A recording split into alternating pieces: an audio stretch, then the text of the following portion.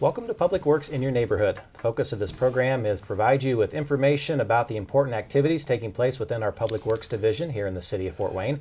I'm your host, John Perlich. I oversee communications for Mayor Sharon Tucker's office as well as the Public Works division. On this month's episode, we're going to talk about construction 2025 here in our community. Sean Gunawardena oversees the Public Works division as our director, and Patrick Zaharico is city engineer. Gentlemen, thanks so much for being back on the program. You both are regular guests, and it's great to have you on to talk about a really full construction season of $41.4 million. Sean, for viewers who may be tuning in for the first time, please provide some information about yourself. I've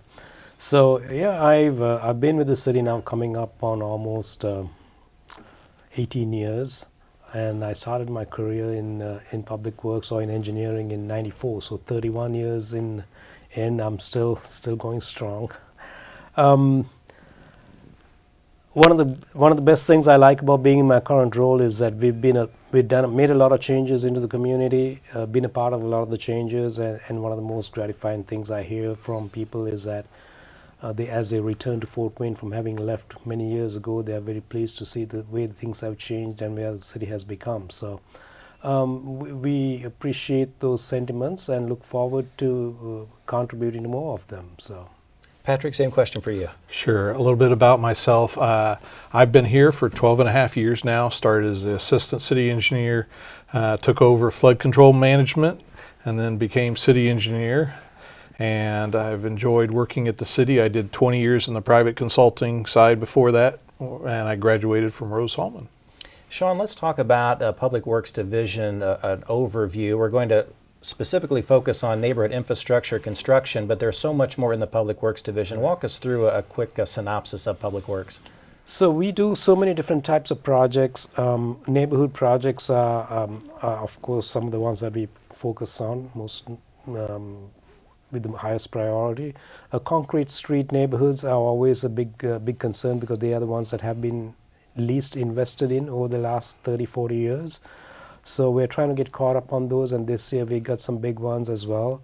Oakhurst Park in the 1st District. Centennial Park is actually in the 3rd District. It's a business park, and we're going to be doing some asphalt overlays of a concrete street. Kirkwood Park in the 2nd District is another one that we're going to be working in. And every district we will be doing some concrete street rehab projects as well. And one of the things that we have started doing the last few years is that at least in 1 or 2 neighborhoods, we try to reconstruct an old chip and steel street as an urban street that has never been designed for urban traffic. So those types of projects have a big impact on the neighborhoods, and we like to see the way that we impact the property owner's quality of life as well as property values. Sean, why is it so important to make sure that we invest in each quadrant, each city council district in the city, so we don't just have activity in one area? We do a nice job of striking that balance to make sure that every area of the city is seeing some type of improvement each year. Right. So, we really don't want to be political in our selection of projects. We use a pretty well-established data-driven process, and we want to make sure that we reach out to every single political subdivision in the city as well as every quadrant. We try to invest equitably in all 4 quadrants and all 6 districts. If you were to count the dollars, it's probably not going to add up every year, but we try to do a pretty good job. And at the end of the day, what we monitor are our ratings of the streets. As long as those ratings in every segment of the city keep increasing in the same manner, then we've done a good job. Patrick, I wanted to spend a few minutes having you walk us through 2 important projects, Leesburg Road and Hillegas Road. Let's first start with Leesburg, and that was the area where we had our news conference a few weeks ago where we highlighted what we're going to be doing in 2025. Explain the significance of that project. The Leesburg Road project is a major road improvement project we've been working for several years, and it's really a safety, quality of life, and economic vitality project all rolled up in one. It's going to improve the intersection of Main and Leesburg with a roundabout and a new street with a new signalized intersection into Jefferson to improve and reduce accidents we have where we have a rail underpass and an intersection close. We know we have some safety issues, and these should do a good job of addressing and minimalizing those safety issues while beautifying and improving the life for everybody in that area. Sean, your thoughts on the Leesburg Road project? You were one of the key speakers at the news conference, and I know not only City Council is excited about this project, but business owners and neighborhood leaders as well. And I also want to mention that this is one of Mayor Henry's pet projects too. He was very excited when we brought him a concept of this project, and it was unfortunate that he isn't around to see the completion of it. But one of I guess fondest parts of this project is a sculpture that we are going to be putting in the middle of the roundabout. We worked with one of the people that we've been working with in the past, Kerry Schaefer. We gave him an idea of what we wanted to see in there, and I think he's done a wonderful job of it. So we are really waiting to see its completion, hopefully in the spring of 2026. Sean, Patrick touched on economic vitality. That has really become a key part of neighborhood infrastructure work, our transportation system as a whole. Explain the significance of making sure that it's quality of life, but also safety, and also that economic development component. Absolutely. So every time we do a project and we walk away from it, we want to make sure that we leave a net increase or improvement in quality of life, property values, and also foster some form of economic development. It has become commonplace in the past for transportation professionals to do data-driven project selection just to reduce accidents or improve congestion areas. But public streets are actually public spaces, and they have the potential to change the way people live and behave and use the land, and that's important for us to keep in mind. And that can drive economic development, and as we have seen Northeast Indiana to be one of the fastest growing areas in the region, I think we have done a pretty good job. Patrick, let's move now to the Hillegas Road project, one that you are very much involved with. What can the public expect from that? Yes, our Hillegas Road project is on a major corridor of Hillegas, Ardmore, and Huguenard. It's one of our biggest corridors on the west side of the city that goes north to south. And this project will widen that section of Hillegas from State all the way up to Coliseum in a couple of phases, to 2 lanes each direction with a center turn lane and medians where we don't need a center turn lane. And it'll also add trail on one side and a sidewalk on the other, so we have a complete street in the end. And this is all part of our long-term plan that we update every 5 years, and this is a part of it, and it is looking for federal funds that will bid out hopefully later this year, and some of the construction will start here next year. Sean, your perspective on the Hillegas Road project and why that's so important, not only for currently, but also looking into years ahead. Yeah. So those types of projects are in our long-range transportation plan for many, many years before they come into fruition. What we do is we project traffic and growth along a corridor over a period of time, and then we monitor the actual usage of the corridor, and once we realize that there's significant delays or there is significant increases in traffic volumes, then we initiate the process of getting the project developed. And we were fortunate that the TIF district, Centennial Park TIF district, was able to help us with the funding, our local share of the funding for this project, and federal dollars from the MPO were able to fund the rest of it. So these types of projects take a very, very long time to develop, 10, 12 years sometimes. They have to be in the plan for even longer than that. But it is very rewarding to be at the front end or the back end of these, so to speak, as they are happening, and be able to see the completed projects. One of the most significant things we'll be doing this year is neighborhood paving projects. We have 4 packages, 1 in each quadrant, and also the street department will be heavily involved in that work as well. Sean, tell us what neighborhoods and residents can expect from those projects. Yeah. So we have 4 paving contracts that we do every year for each quadrant. We select a multitude of different types of streets, neighborhood streets as well as arterials and collectors. And our goal is to try to maintain the asphalt pavement ratings as good as we possibly can. And in addition to what we have contracted out, the street department does about 10 miles of paving as well. And between those 4 contracts and what the street department does, we've done a pretty decent job of keeping our asphalt pavement ratings at a sustainable level. And the feds are always monitoring us. The state is monitoring us, so to make sure that we are spending our money very effectively. And I think the results we have seen over the last 10, 12 years have shown that we've been making good decisions. We've been reported as being one of the best run cities. And I think every year we continue to do better. We try to find out different ways to do things, different ways to do PASER ratings. We are in fact exploring the opportunity of using artificial intelligence to do our PASER ratings. We just did a pilot project and we are very satisfied with the results. We are hoping to continue that on. And we are also looking at different technologies that we can utilize with all the work that we do to make us more efficient. As Sean mentioned, we recently were named the 8th best run city in the country by Wallet Hub, and also Sean referenced earlier, Fort Wayne is the fastest growing city in the Midwest through the most recent U.S. Census data, so great news for our community as a whole. Patrick, let's talk about the important investments that we make in bridges. I know the Bluffton Road Bridge has been one that you've been a point on. Tell us what's happening with that project.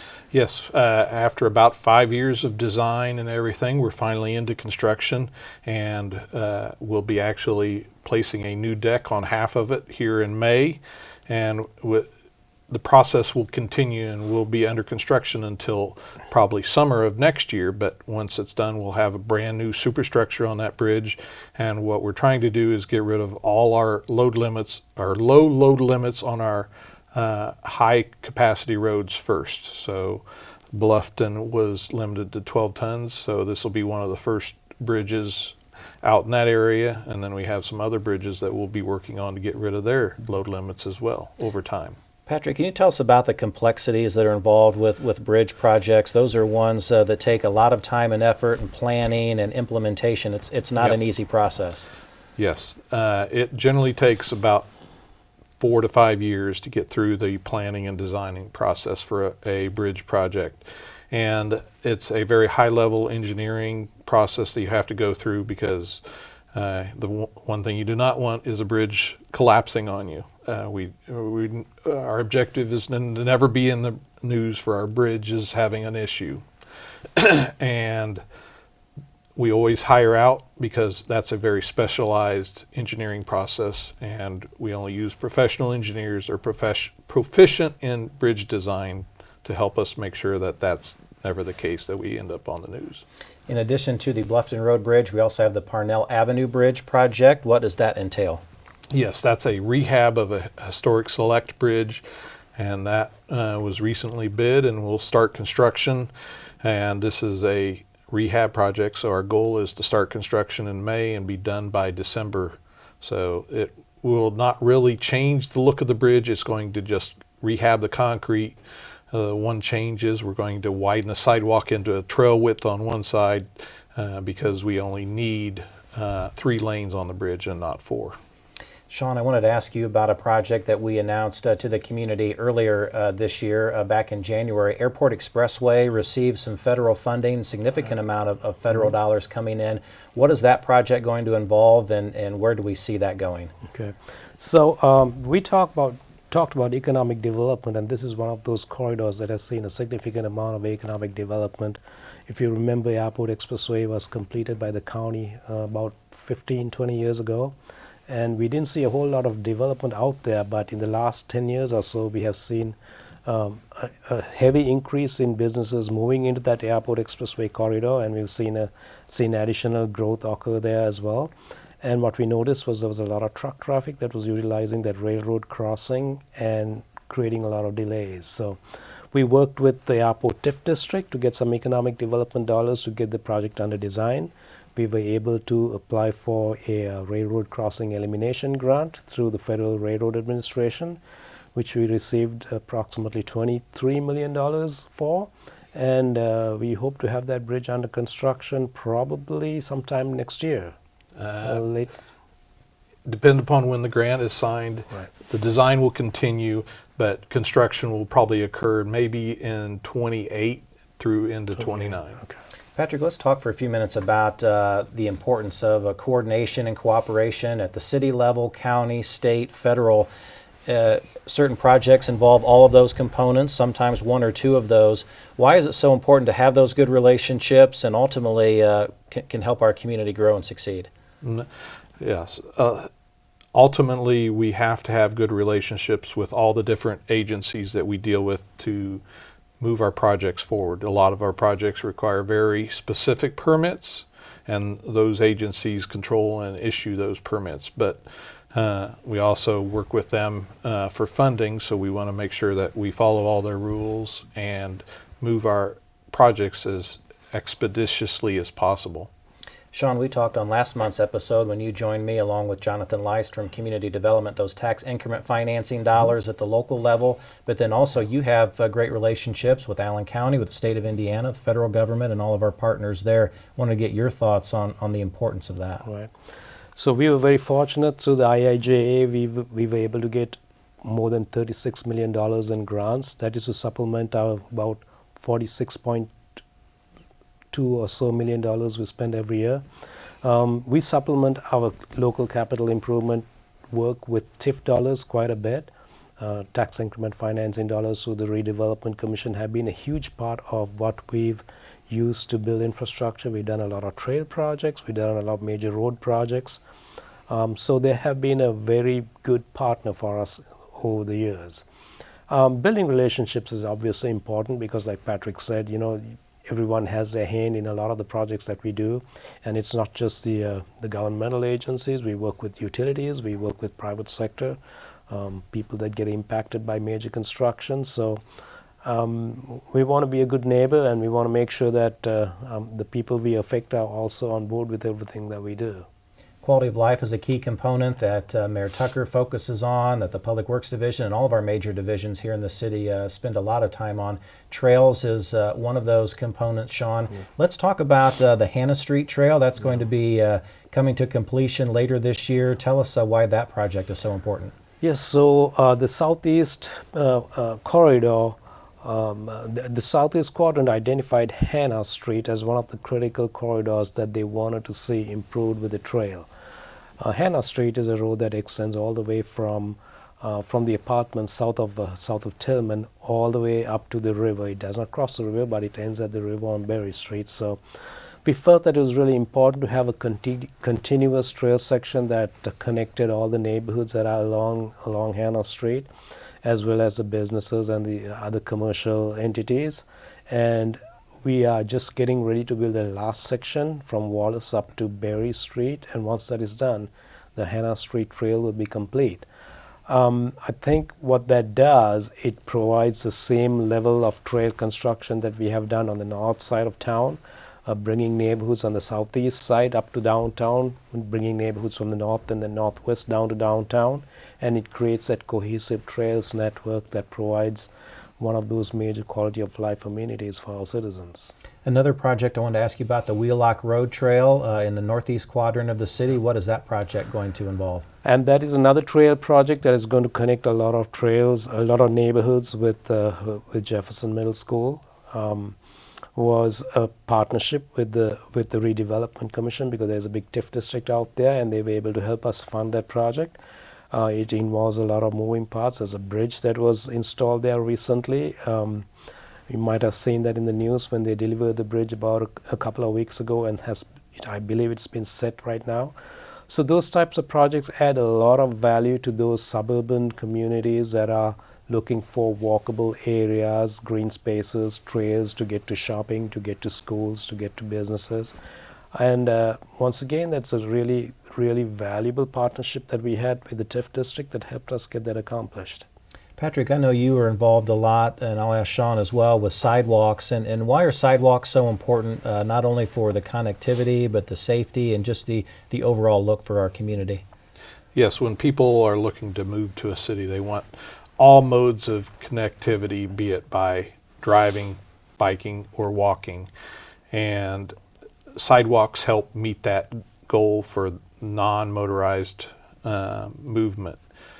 And our sidewalks we've been working on for several years now, and one of the goals is to help children get to schools, because with the no transportation zones in areas of the city, we realize that the city needs to help those students get to school.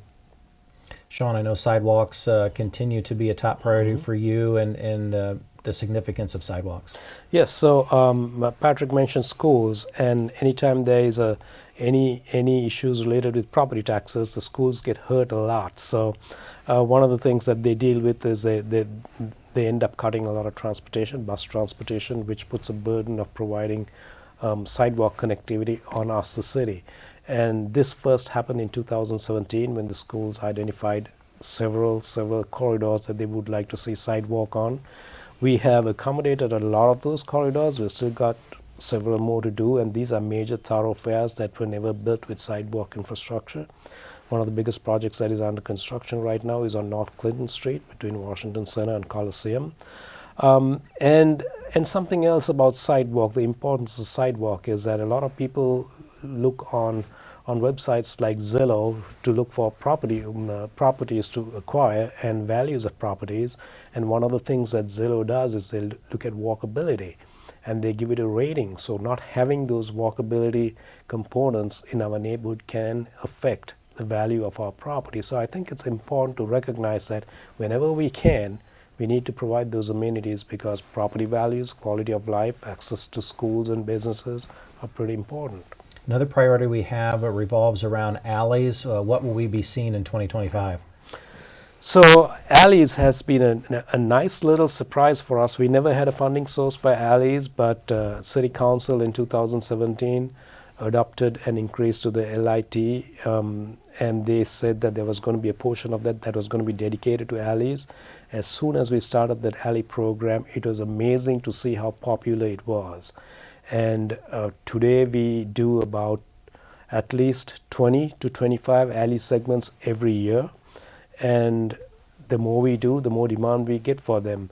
The thing about an alley is that if you live in the suburbs, you spend most of your time with your family or your friends in your backyards. If you live in the urban areas, your alley is your backyard, and that does have a very big impact on your property values. You spend time talking over the fence with your neighbors. That's a part of your residential fabric, I think, that we need to look at as preserving and bringing back to life. So from that perspective, I think our alleys are a big part of what this community holds of value. Sean, I also wanted to ask you about a terminology or a phrase that we've started to use called complete network. Right. Can you tell us what that concept is and why we want to get that message out to the public? Yes. So historically in Fort Wayne, we started building trails, and they have been extremely popular. We can't build them fast enough. So our trails are used not only as recreational modes, but they are used also as modes of transportation by a lot of people. And there has been this push for complete streets, and the complete streets push has been to reconstruct every single street that we invest in with all the components that make up or assist with bike infrastructure, pedestrian infrastructure, and transit. The problem with that is it sounds great on paper, but we don't have the resources that we can allocate to make every single project a complete street. Anytime we do a brand new reconstruction project like a Hillegas Road or a North Clinton Street, we make every effort to build them as complete streets. But our priority has always been to make sure that we have a good grid of infrastructure that can be utilized by bicyclists and pedestrians and vehicular traffic, and not to provide infrastructure that competes with one another. We have the North-South Puffer Belly Trail, the East-West Towpath Trail. We don't want to build infrastructure that competes with those trails. And the reason we don't want to do that is, first of all, we don't have the resources. And secondly, I think our community has pretty well told us that their preference for those types of infrastructure are off-street trails rather than something that is alongside vehicular traffic. And because of that, I think the focus is on providing a complete network that provides those amenities as a holistic alternative for the entire community, then rather than by looking at individual projects and saying, we are going to spend all our resources on this project to make it a complete streets, and then draw funds from other locations, which might have higher priority needs. We work each day to be very good stewards of local taxpayer dollars, and we're always paying attention to the costs that are coming in from contractors related to our projects. Patrick, what are we seeing so far here early in 2025 as some projects are already underway, some are getting bid, some will be bid later in the summer and into the fall. What are we seeing here so far? So on our standard projects where we're going in and doing a neighborhood project that we've done year after year, and alley projects we've done year after year, or sidewalk projects, those costs are holding pretty consistent. On our more unique projects like bridges, each one's unique. Major projects, each one's unique. We are seeing a cost increase in those type of projects that are affecting what those projects actually cost. Patrick, what are we seeing in terms of the availability of contractors, be it locally, statewide, or on a national level? On a local level, we have a good number of local contractors. We are getting a good number of bids on smaller projects. Unfortunately, I think there are so many large projects out there right now. Unfortunately, we're only getting maybe 1 or 2 bids on large projects because the contractors can almost pick and choose which projects they want to bid on. Sean, I wanted to ask you about the costs of projects, also the availability of contractors, and why you and your team closely watch those dollars that we use from the public. Contractors are businesses just like everybody else, right? So for them, it's important to know that there is a consistent stream of revenue that they can depend on. And the fact that we have been consistently bidding out $40 to $50 million a year is very important to them, because once they invest in their personnel, in their equipment, they want to make sure that they can be kept busy throughout the year for years to come. And we've been very fortunate with that. We've also been very strategic in how we bid our projects. We want to make sure that we start the smaller projects with smaller contractors like alleys. So we try to keep them independent. We bid them independently instead of bidding them in groups, so that a new contractor can cut their teeth on a small alley project and get themselves up to that bonding capacity where they can then move up to a bigger project. So we've done a pretty good job. I think there's a lot of work happening around the city, not just within the public sector, but in the private sector as well, that keeps the contractors busy. Every year we try to bid projects earlier and earlier in the year to get better pricing and stay ahead of the rest of the crowd. And I think we've done a pretty good job. This past year we actually bid some projects, some right-of-way projects, as early as December and January. And those contracts are already completed, and we are still only in April. So that's a good sign. There's still a lot more capacity that the contractors can absorb, which means that they'll be competitive as we bid more projects as well. Gentlemen, thanks so much for providing this insight on the program. I learned a lot, and thank you for your leadership in our community. Thank you, John. Thanks for having us there. And again, we will be investing $41.4 million in neighborhoods throughout Fort Wayne here in 2025. If you would like to learn more about those projects, we encourage you to visit engage.cityofortwayne.org. We have details on a lot of our projects, and you can learn more at that website. I'm your host, John Perlich, Director of Public Information for the City of Fort Wayne, and thank you for watching Public Works in Your Neighborhood.